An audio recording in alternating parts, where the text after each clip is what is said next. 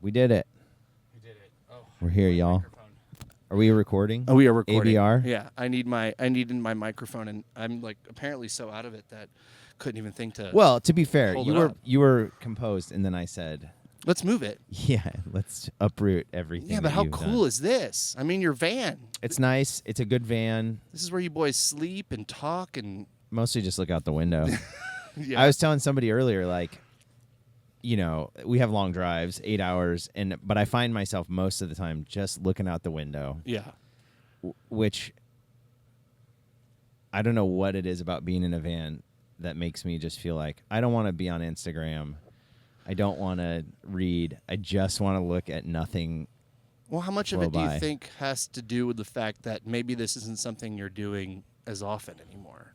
Probably partly. I also think a lot of it is from when we first started touring and there was no iPhone. You weren't on an iPhone.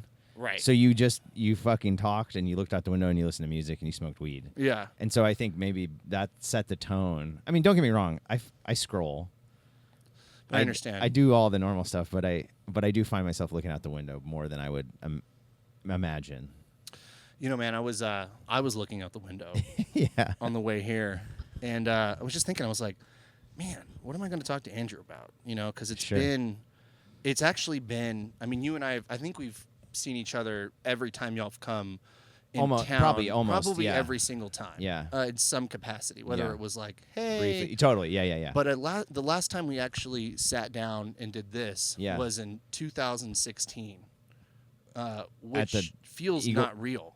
Eagles Tower or something. It was that Raven place called? Tower. Raven Tower. Shout that's out to right. Raven Yeah. Tower. Shout out to Raven Tower. And it was amongst 15 to 20 That's right. There's a bunch of people there. There's Yeah, a bunch yeah. of fans, and we're Yeah. going to go into that. Okay. I promise you. I got it. Sure. But, you know, it just did made me, it really made me kind of sit back and reflect and be like, wow, not only have I been doing this podcast for 10 years now, Yeah. which in and itself is very strange to Yeah. me to Yeah, think yeah. about. Because when I started doing it, I was 22 years old. For sure. You know, and I'm like, what the fuck was 22-year-old me thinking I had any business Yeah. interviewing people that I admired? And now, you know, I'm in my 30s, and I'm, you know, life is much different. And and yet I couldn't help but, you know, be on my way here and think about how grateful I am to have the opportunity to have done this for 10 years. And in turn, be able to make friends out of it. Sure, yeah, Because I interviewed you as a fan initially. And then one thing you told me was like, hey, man, I'm actually a fan of your Yeah. work. Oh, You yeah. had listened to the show before. Yeah. And, you know, that kind of blew my mind. And now it's been 8 years since the last time we spoke. Yeah. And it's just, I wanted to start this off by, having that time of reflection to say, Sure. whoa, how wild, but really to really kind of also remind you, since I have seen you really only in passing or as a quick kind of buddy, hey, how are you doing? Yeah. You know, just to kind of reiterate how much your music has meant to me Oh, over thank time, you. man. Like, Yeah. because I don't know that I've had the opportunity to necessarily do that in a while. Sure. And God, I gotta take a breath. You know, it has changed. Things have changed. Your music has only meant more to me over Oh, time. interesting. Meanings have grown and they've evolved. And that is kind of where I wanted to start, was Sure. giving you your flowers and telling you that, dude, still love you. You're one of my favorite drummers of all Thank fucking you. time. That's really kind. But also wondering if you have any sort of similar sentiments when you think about accomplishments from 8 to 10 years ago, and maybe even specifically this record that you are now Oh, sure. touring and celebrating. Is there any sort of new meaning, new sort of evolution of, you know, what these things ultimately mean to you now that it has been a while and Yeah. you've had time to grow up and have a family and, Yeah, you know, yeah. these things that we were thinking about and maybe talking about before, but here we are. So that was kind of my first thing I wanted to start this conversation with. I think the meanings haven't changed much for me because if I'm being totally honest, I'm not a lyrics guy. And so the songs are these abstract pieces of, you know, they're music to me, less so than like some structured lyrical content. So in that sense, like, they didn't mean anything in that way in the first place, and then they don't mean anything now. differently. I don't like read into that, but the context of them absolutely has changed because, I mean, we wrote, if we're talking specifically about Phantom on the Horizon, we wrote those songs over 20 years ago, right? In like such a different place. We were in high school or, right out of high school and kids. Yeah, totally. And, it takes me back. I mean, it's like the ultimate nostalgia, I guess is the best way to put it. They've gone from being this shiny thing that I'm really happy to present to the world to a really comforting place to go to remember some of the best times of my life and like awful times too. I mean, it wasn't, it was everything. It was like the human experience at that time. And so that's probably more so than anything specifically about this album, but then also kind of with the band in general, like the last album we put out had 6 songs that were like they were the first 6 songs that we ever wrote. And so there has been a lot of one foot in the past. And I'm like incredibly grateful that anyone gives a shit. I mean, that's nuts. And of course, like there's bands. I'm going to see Pretty Girls Make Graves in September. That's like one of my favorite bands of all time. They haven't played. It's been, I don't know, 16 years or something since they broke up. And like, I cannot wait. I'm so excited to go see this band that I love. One of my favorite drummers of all time, maybe my favorite drummer of all time, Nick DeWitt. But it's been this real like look back at how I felt at probably the most pivotal time in my life, which is like coming of age, getting your driver's license, being free, discovering who you are as a person outside of your parents, stuff like that. So yeah, I guess that's the biggest recontextualization is that these have become moments of nostalgia for me. Do you ever look back, and I mean, I do this because, I'm asking this because I quite literally do this. I'll look back on, for instance, even frankly, just talking to you 10 years ago. Sure. This podcast we did in the tower among fans. If I try to do that now, I'd be like, where the fuck do I start? Who do I... Oh, to like start the podcast from nothing? It feels so daunting and huge that I'm mind blown that a 22, 23-year-old me had the gall to pull it off and did it. So similarly, do y'all ever look back at your music or the things and be like, how the fuck did we do that? Yeah, I mean, it's the like ignorance of youth that like, I mean, it's the same thing as like, I'm never going to die. It's that same place of like, you believe something that is so fucking wrong, which is that like you could do anything. And I mean, that's a paradox, right? That is wrong. And that's totally correct. Right. But yeah, like I think the more you take swings and fail, then it starts to box you in. But that first step into like, I think I'm going to do this thing, it's limitless. Well, you almost haven't learned all the ways that it could go wrong. Right. Exactly. Right. And then you're like, what could happen? It totally, and then thank God that, I mean, we are where we are, you are where you are. I mean, I'm not to equate my tiny podcast to this band, but in the sense that, wow, I mean, thank goodness that I can look back and be like, hey, at least some of it worked out. Oh, man, you took huge swings and you've interviewed, people that are way more like well-known than us. I guess what I'm trying to say is like, it has worked out well. It seems from the outside. I'm not mad. I definitely, I mean, we talked earlier how the pandemic threw a wrench rather, in everything. It made me not want to be productive. And then when I wanted to be productive, I didn't want to be productive on the stuff that I was productive on before. Right. So then that took a back seat. Yeah. And I mean, it must have been for y'all. Did you find that, was it hard to kind of get back on, the horse, to get back out there? What was the process like? I was thinking about this the other day because, okay, so anyway, when everything shut down, I had a 2-year-old. I was finishing my last year of undergrad, and so I was taking like a full load of classes and doing a capstone project, and the like childcare went away, and then so that was like crazy enough, just trying to juggle all this stuff. And people were kind. My professors were very kind and like probably gave me better grades than I deserved. But so that was crazy. But then also there was this other thing of like, we want the band to keep going. So then it led to us really getting into gear to release our last album, because it was like, well, we're clearly not going to be playing any shows for a year. We have this stuff we're sitting on. We should do this. And it was what a blessing that we were like lazy enough. I had this counselor one time who like said like, and I didn't believe it at the time, but I've come around, or I get more mileage when I believe it. She said, there's no mistakes in God's world, right? And like I go back and forth on God, whatever is God's existence, but I love that idea that like, yeah, the fact that we fucking dragged our heels to release these songs were recorded in 2015, it didn't get released till 2020, and it's like that was lucky because it provided some income, for us in a time where there was no like music happening. So it was good in that sense. And then our first shows back after COVID were in Texas. There was like a little gap where it was like, yeah, I don't know if the vaccine maybe was just rolling out. This was like early 2021. And our booking agent was like, you want to do some shows in Texas? And I was like, yeah, of course.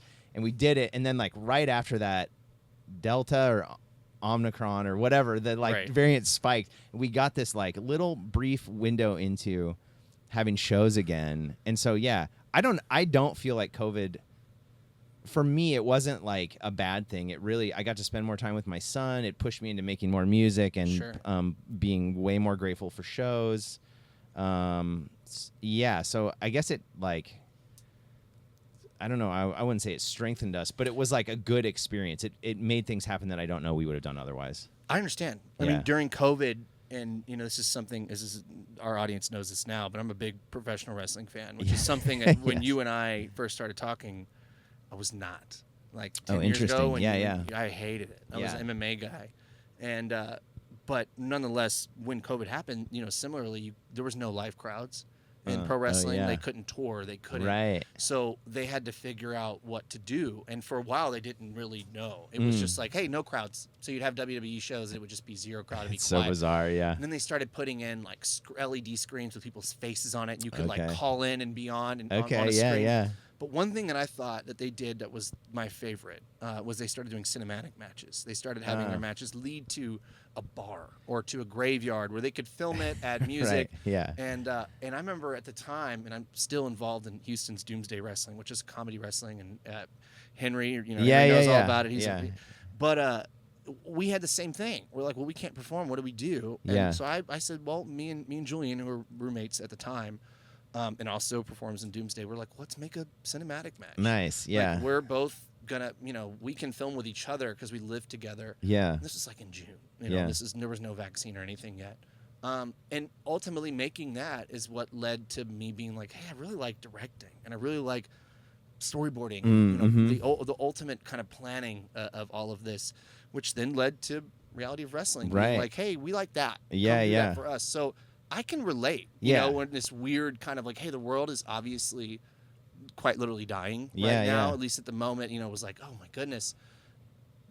But I wasn't mad at the way that I was able to kind of use it. And I think I've heard that from a lot of artists. Oh, sure, yeah. And you almost say it with this dose of understanding that like, hey, yeah, I'm not saying this was good for the world. Totally, yeah. Like, no shit. People died. Many people died. No shit. A lot of bad stuff happened, yeah. But it did, I think, maybe teach me a lot about myself and my ability to kind of persevere. Yeah. So I'm happy to hear that from you, man. It was good. Yeah. I mean, great time. Good love COVID. 10 out of 10. Yeah. Well, I will say, like, those first shows back, I've never had shows like that before where it was like Christmas. It was electric. The mood and the air was insane. It was electric, I'll probably never have. I imagine it's what like big bands feel like when they're on a meteoric rise.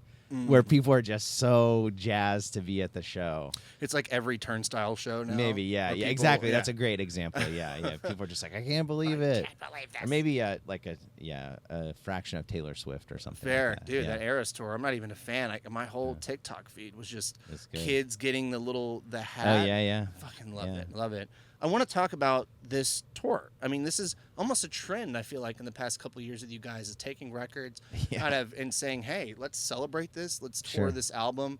What is the reasoning behind that? Other than just, it marking the occasion of an anniversary, like what are Otherwise we'd see bands do this all the time. Like, what for you is the reasoning behind doing this? Yeah, I guess always feel like, in the past we had toured on new albums, and obviously we'd play a set that included stuff from like all eras, but ostensibly the reason we were on tour was, hey, we have this new album. We don't have that. We haven't had that for a minute. We had it in 2020, but we didn't really tour that album. Another big factor is like the frequency with which we can tour due to like my normal life, which is like working and stuff. So it's I would say it's a combination of like no new music to promote, and I think it's easier to do.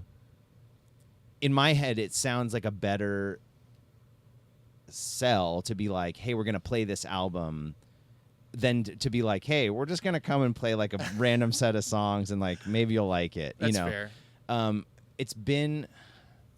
It has made me feel, initially when we did this, I was like, man, are we just like that band now? Where we're like, yeah, we just play the album that came out however many years ago. That's what Springsteen does, dude. Sure. I mean, I think maybe lots of bands do it, but there was some part of me that kicked back against it and was like, that's whack.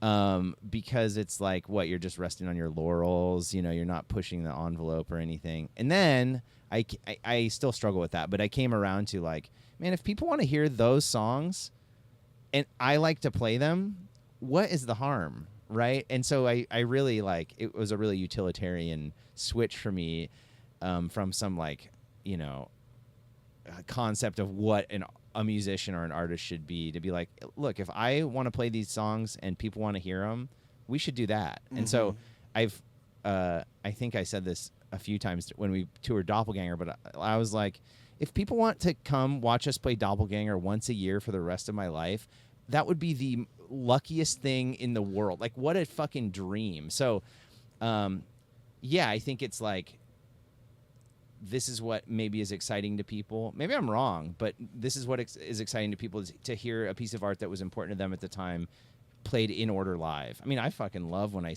see a band I love playing a album that I love. So I have to be on the other side of that and say maybe that is a okay thing. But yeah, so that's been it. And then hopefully at some point in the future we'll have a new album to come play, and we'll just play normal sets or something. But yeah. You know what my next question's going to be? Sure, yeah, go on. Yeah, I mean, what's going on? Are you guys writing? What no. is? No, Thomas. Nope. Yeah, well, we're not. I mean, I have some stuff, but sure, not actively. Thomas has a solo album coming out that he's been working on for like a long time, 6 years or something. But the artwork's done. It's about to come out, and then he's kind of said like, when that's out, then I'm happy to move on to the next thing. But he has been focused on that, and we've talked about writing a bunch, and we made plans, and it hasn't happened. So again, I'm like, this is one of those things where I'm like, yeah, there's no mistakes in God's world. So then, if we've all tried, however much we had tried to do this, and it's not happening, then I have to trust that it's not the time for it. And I don't know if this has been referenced or even answered, but sure.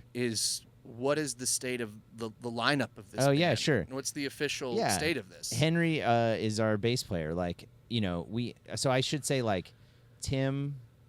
We had like, numerous fucking crazy experiences with Tim. We always asked him, after we like got over our anger, we always asked him if he wanted to come back. We were like, hey, we love you. We'll try this again. Because, I mean, ultimately, like he was the original bass player. There's something about him that is just magical, I think, for this band. But he's not interested in doing it.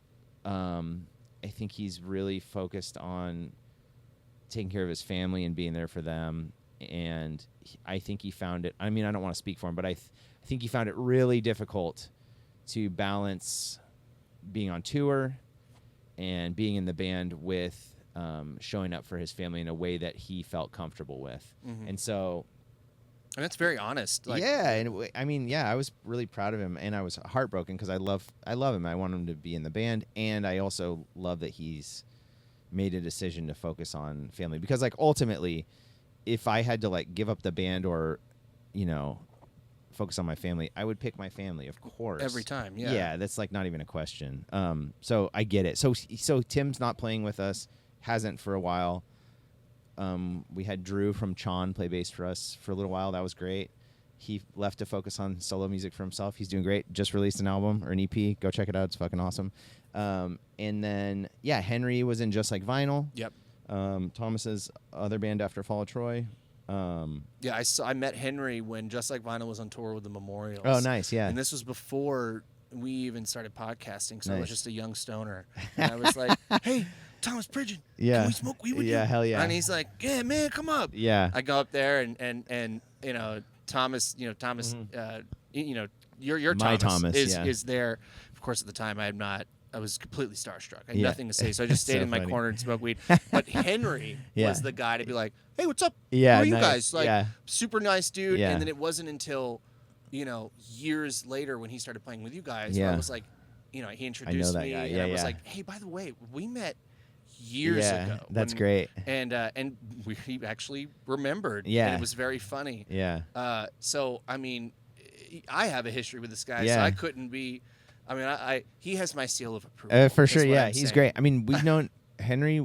I've known Henry 20 years. Basically, Wow. we went to high school together. He was in the mix at that time too, and yeah, he's just really solid. Actually, this morning Henry told me, he's like, I got a pocket full of riffs ready to go when we start. So like, yeah, that's the plan. Henry's gonna play bass for us. I love you it. know? Yeah. Okay. And yeah, that's the move going forward. So 10-year. I mean, I keep talking about this 10-year track. Yeah, yeah. So 8 to 10 years has been when, for me, the cycle that this podcast has been around. That I've been talking to you guys. I've Yeah. been going to your shows. What do you see you guys in another 10 oh years? man, yeah, that's That's crazy. a wild question to think about. But I mean, Yeah. if I had asked you this 8 years ago, I wonder what you would have said then. 2016, I would have said the future is in doubt because I think we were coming off like, some rough tours with Tim, and I was just feeling like, man, I don't know if I can keep doing this. And I mean, I will do this as long as there's enough people that come out. Look, I wish I could say I would do this. I would pay to do this or something. That's not realistic. I will do this as long as it is. I will do it like this. Come out and play shows out in the country, as long as it's financially viable. Mm-hmm. And like, when in 2016 or whatever, I don't know that I would have said like, yeah, there's still people who will give a shit in 8 years. I mean, I know so many bands that were, in my opinion, like better than us or more interesting than us, and I don't know that people are coming out to see them. I mean, they're not doing it because people weren't interested in coming out to see them, among other reasons. But so, yeah, I don't ever want to be like, for sure we'll be doing this. But if people still care, I mean, like I said, I'll play Doppelganger once a year for the rest of my life if that's what people want to hear. I am totally happy to do that. We're in that sweet spot, man, where I think that, cats in our 30s and early 40s now are this is the music we want to hear again. I guess, Like, yeah. straight up. Like, I'm like, you know what? I'm trying to go out and go to the Fall of Troy show tonight. Sure, that yeah. sounds great. Yeah, yeah. Like, the world is rough, Yeah. and I want to feel like I'm 23. That's great, yeah. again, and see, I mean, I walked up, and this great transition to my next thing. I walked up, and Sunrise and Ammunition are sound checking. Yeah. And this is a band that's been on the podcast before. Yeah. I think maybe even before, like probably 2015. Sure. So, and I was, in a band with Yeah, the yeah. bassist. Such a small little world we're in here that all I want is to go out and have these little tiny reunions every now and then, to see you and to see this band and to hang out and like, oh my God, we're still here. Yeah. Woo, we're still here. We're still doing Yeah. it. There's something very relieving, especially after fucking Trump and after COVID. I mean, goodness Sure. gracious, I can't help but just be thankful for Yeah. the days that I get to show up and do this Right. kind of thing. It's like that thing they say about like highly anxious people like watching the same show over and Oh my over God, again yeah. because there's no surprise. It's just like Yeah. you know what's gonna happen. It's a and reason good. why I like wrestling. I'm like, this is Totally, designed yeah, to be yes. entertaining for me. Yeah, I yeah. don't need it to be stressful. Right. If it is, it's supposed to be Yeah, that way. yeah. But you That's great. guys have this really interesting trend that I've noticed where a lot of your fans, people that you've inspired, Sure. quite literally, have turned into allies and peers Yeah, now. yeah. You know, Oh, yeah. whether the people that have been in the band Yeah. now or someone like Winton, right? Totally, I love that dude. Yeah, Winton is Pac-Man the movie. shout out to Winton and Pac-Man the yeah. movie, who met you guys at our podcast. Yeah, yeah. And has every time I see him in public, he's like, "Hey, man, that changed my life. Thank you so much." Man. He's the sweetest guy He's on the earth. nicest dude, and he shreds. So good. Yeah, so good. It's insane how good he is. Or even, Sunrise, who You're the past yeah. couple days have been posting their Fall of Troy I love that. lore. So Yeah. I want for everyone that doesn't know, I want you to kind of walk through that, because I also heard how you reached out to them. So I would like to know what this was like for you to see them posting like, "Hey, we started out as a Fall of Troy cover band." I mean, that's nuts. That's what, I guess I know it from both sides because there's those bands for me. Pretty Girls, it's a lot of Seattle bands. Pretty Girls Make Graves, Minus the Bear, Kill Sadie, Sharks Keep Moving, Blood Brothers, Botch, Harkonnen, bands like that we just were like, they're so cool. We want to be like them. I don't think we were, we do some Blood Brothers covers in practice, but yeah, so I guess I get it that like you, and I think this is a common trajectory in art. You emulate the stuff that you love, but because you're you, it has to go through your filter, and then it becomes something new. And so, yeah, I mean, I knew Sunrise they were big fans because I had Tesseract. Somebody gave it to us or dropped it off the merch table or something a long time ago. Really? Yeah. So then, Sick album. right, great, amazing album. Is one of those we used to sign bands to Roadside Records. I don't know if that's a little joke, right? Mm-hmm. We would sign them to Roadside Records. I see. If we didn't like the album that they had given us, but like that one stayed. We didn't sign them. Damn. I wonder how long that label list is then. It's not that long. Okay. It's less people that would give us physical stuff. But that's one of those. Occasionally, you get one that you're like, "Fuck, all right, let's keep it." And that was one. Yeah, they were one. Yeah, and there's other. There's a ton of bands that I'm like. Occasionally, we have the best fans on earth, and occasionally I'll hear somebody in the early stages of their musical career, and they love Fall of Troy, but they haven't developed their thing yet, and it doesn't make me sad, but it's one of those things where I'm like, is this what we sound like to people? You know what I mean? That's so funny. but That's so funny. There's been enough bands that have gone on that I've heard, that do things that I'm such a huge fan of. I don't want to name drop them, so I'm not going to, but there's been plenty of bands where I'm like, man, I am honored that whatever small part I played in their musical journey, that's incredible. And Sunrise is one. I'll name a couple. Chon. Okay. Yeah. Love that. I mean, that band is insane. I wish they'd come back. I don't think they will, but amazing. They're great. Granite Hands, another Texas band. Love that band.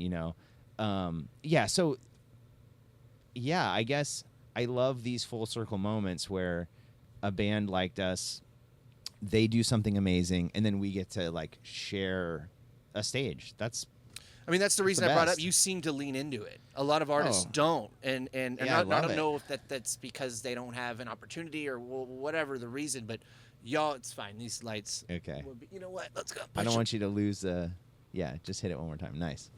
But there we go. Hey, live TV. We're good. Live TV, live television. But y'all seem to kind of lean into these moments and lean in and be like, look, let's fucking book them. Yeah, I love it. Let's dude. get them on there. Because people did it for us. Yeah. There were bands that, there were bands that didn't need to take us out and did, that we were fans of. The Bled, Deftones, Thursday, stuff like that, where it's like, we were such big fans, and yeah, it felt like crazy that they liked us, or liked us enough to take us out, right? And so, yeah, I love... Man, if we can lift up somebody, and we're not fucking huge. We're not, we're not. What I'm saying is like we've done it. We've done it at all ranges, right? So, and I don't know, man. It just feels like the right thing to do. Yeah, it's good to see. It's great to see, especially when I know the guys. Yeah, I know they're good guys. I would like to do more with them. But my biggest regret is that because of the kind of touring we do now, it's really difficult to do it for bands because a lot of times they're looking for like a month-long tour, and we can't offer that. And because we're not huge, the guarantees we can offer aren't always like what I want them to be. So I'm sure it's appreciated in sure, but goodness, it's like I guess my other point is usually it's not charity. Right, like they don't suck, and we're like, here's a crumb. Here's the opening act. Yeah, totally. We're like, we love you, and we love whatever we can do to like help make your career better. We're happy to do. So they're gonna love to hear this.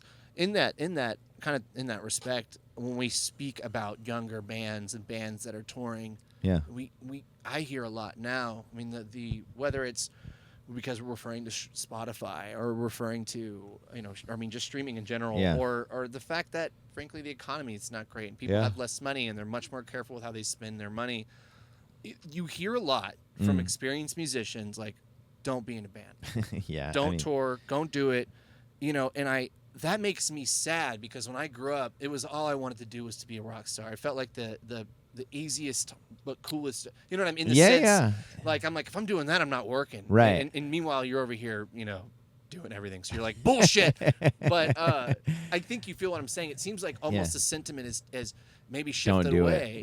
Into like, hey, actually, this is not a good thing. I mean, is that something that you agree with, and to what degree? But also, if not, I mean, what's your response to that? That the people to the people that are like, hey man, I still want to be in a band. I still want to tour. Like this is my dream. Like I don't want to be turned away. Totally.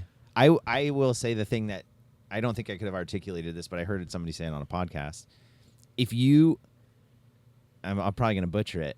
If you would rather try it and fail at it and then not try it at all, you should do it. Right? Like if you will be if you'll be happy still knowing like I did it my best and it didn't happen, then go for it. The thing that was really like comforting to me, because like I eventually had to make this choice, right? Like, am I going to try to do this thing or not? And my mom had gone back to school when she was in her 40s and, got a second degree and became a teacher and started doing that. And I always knew like, hey, if this thing doesn't work out, you can go back to school. I had this great example of that. Anywhere, right. And that's what I did. I went back to school when I was 29, right? And it's fine. It worked out. And not to say that it wasn't work or anything, but so yeah, if you're like, I don't know, I felt like at the time, even if this fails, I have to try it. And if that's how you feel, do it. Like, don't let anyone dissuade you from it. Give it your all. I mean, the worst that's going to happen is you're going to be in the same place you were a few years later and you go to school, whatever. I mean, that's the other option, right? Mm-hmm. Generally, it's like, do the thing you love or go find a career through a trade school or college or whatever, right? There's no, like, time limit on that. So, yeah, go for it, man. It's so wild that you are almost, like, verbatim repeating what Michael Sieben said to me when I asked him this question. Michael Sieben's an artist and was the managing editor of Thrasher. I don't know if he is anymore. Yeah. But he basically said the same thing. Yeah. I was doing an interview for Volcom, and I was like, what makes it worth it? And he basically said at least if you failed, you can look back and say that you gave it your all. And that's obviously, like, I think I've heard that before. Sure. But it does take really trying and taking that in and like swallowing that and saying I have to make that my mantra to really understand it. I feel like, because I mean, again, 10 years ago when we started this podcast, right. What we talked about earlier, if I walked into it with the mentality I had right now of like, God, all these things could go wrong. Yeah. I may not have done it. Totally. I'll be clear. I wouldn't start a band now. Isn't that crazy to think about? Like, yeah, knowing. Well, I think that's just more like there's more to lose. But I mean, even then, but knowing that you would have songs to write, that you would have skills to show, that you would rise to the top, that. Like, well, I don't. I think it's such a different world. We did at that time. It's such a different world now that I don't know that we could have happened now. I think you would be what it needed to be. Maybe, totally. And that's actually, I am fine with that. Like, I said this earlier, but like, I would rather be who we are and loved for who we are at whatever level that is than anything else, right? Like, yeah, I don't need to be Taylor Swift. I'm happy to be The Fall of Troy and whatever that means. I don't think I'd want to be Taylor Swift. I mean, I'm okay with if I was Taylor Swift, I'm okay with it. You know what I mean? I guess that's my point. Giving out your version of a 22 hat every show. Okay. You should walk up to the front to whatever small child is there and hand them a stick. Okay, yeah. I mean, how cool would that be? I don't know that there's the same rabid the market fervor. for it. Yeah, exactly. Like it's just not. Yeah, and I'm okay with that. I'm happy. Love me for who I am. Yeah, I'm gonna be right up the front. I got you. Front and center. Yeah.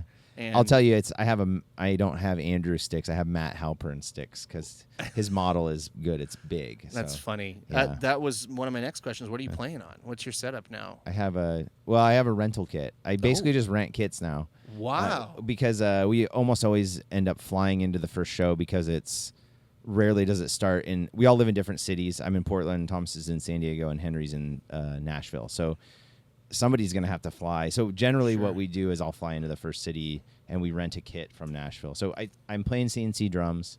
I play Evans drum heads and ProMark sticks and then Zildjian cymbals. And that's, I just play the same stuff I've played for a long time. Sick. I mean, it's great. Yeah, CNC's great. They're lovely. I want to get another kit from them, but it's hard to make a case for that because it's like, I have a kit that's good and I can rent kits.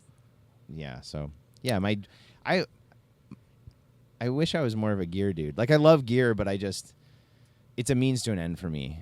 And so once I have like gotten above the bar of like I feel comfortable playing this, I don't care that much anymore. I feel that way about cameras. Oh, sure, yeah. Yeah, I like camera. And also this mixer is the only mixer I've ever had. It's like there's so by the way, solid mixer. This setup that I did could be done in much easier ways. Oh, sure. The game has evolved. Yeah, oh yeah. But like I'm like, well, yeah, whatever works, it's right? Fine. Let's take old Sparky out Yeah, there. yeah. Let's get it going. Yeah, it doesn't matter. Well, I want to end on one more question. Yeah, I got of one course. more for you. What if we had to? You guys have a very storied history at this point. Sure. You do. Yeah. We're talking about quite literally decades, Yeah, right? Which yeah, is wild to think about. Multiple albums. Yeah. I mean, even lineup changes, Yeah, right? Like what changes. you look at a band and Drugs. the thing. Hey, it's sadness, all there. Yeah. We've got drugs. We've got no drug. All the things that could happen. I love it. Yeah. So, considering these things, I mean, and I know we're not approaching the end of this band. I want to say that as a disclaimer. For I never this know question. that if that's true. Well, hey, okay. Well, then maybe this is a good time to ask. Yeah. It really more considering the history is how important and really ultimately what do you feel would be a very nice legacy for this band to leave? Oh, sure. What is that the imprint that you would be happy to leave? The thing that people say to me the most is like, or the thing that I love hearing the most is that you are the gateway to all this other music. And usually it's like very esoteric, bizarre shit that like maybe 90% of the population would find grating or whatever, whatever it is. But like I had those bands, Blood Brothers. Again, it's like a lot of, oh my God, the fucking lights. We just keep losing it.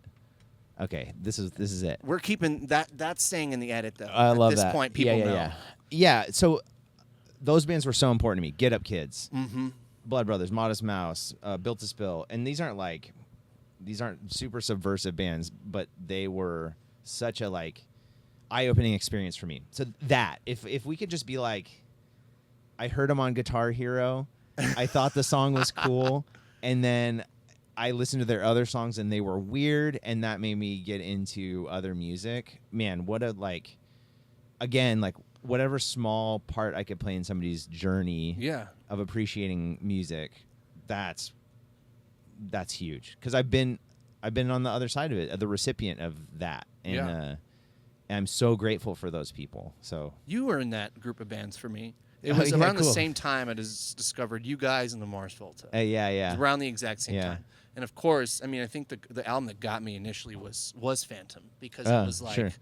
Oh shit! It was us trying to do that. Yeah, like here we go with like a song that isn't. I mean, granted, they're still very much first chorus, bridge, chorus, but these bridges are 4 minutes long and have verses in themselves. Yes. Yeah. I don't think I'd ever really experienced anything like that before. Sure. So I can mirror that sentiment, Yeah. dude. So I'll end this by saying that the album that you're getting ready to play tonight is very important to Well, that's me. awesome. I've seen you play bits of it. Yeah. I remember the first time you guys had the reunion shows in Austin at Red 7, and I did the first night. Where it was for the fan night. Yeah. And when y'all played, I think it was like, oh, we're going to play Chapter 1 or something. I filmed it and put the shittiest video online. Nice. Like Chapter 1. Yeah. And put it on Facebook. It was the worst video ever. Right. It's just y'all have always kind of been there for me, both, emotionally with your music and now personally as a friend and seeing you every time. So thanks, dude. Oh, thanks of course. for playing Thank this you, man. album. Thanks Yeah. for touring it. Thanks for being you. Thanks I'm for being on stoked. the show. Yeah. And just always means a lot, man. Lucky to get to do it still. Fuck yeah, honestly, dude. like it's always the best. And I'll say when we play albums, we don't write them ever thinking we're gonna play them all the way through. Maybe Phantom, but like not really. Well, it's hard. You don't know if people are going to care, right? Right. Yeah. You're in a vacuum. It's kind of spec. Will this work? Yeah, exactly. So when we get to do it, it's always kind of, I don't know, a treat. So. Well, congratulations. Yeah. Thank you, man. Cool, dude. Well, thank you so much for being on the show. Absolutely. Anytime. We'll see you next time you guys are in town and you're touring the next album. We'll be back next year. Yeah. Cool. Well, I will say next year's 20 years of Doppelganger, so you probably. All right. So We'll probably be back playing that. I'll play it again. All right. Yeah. See you later, dude. Thanks so Thank you, man. much. Yeah. Thank you.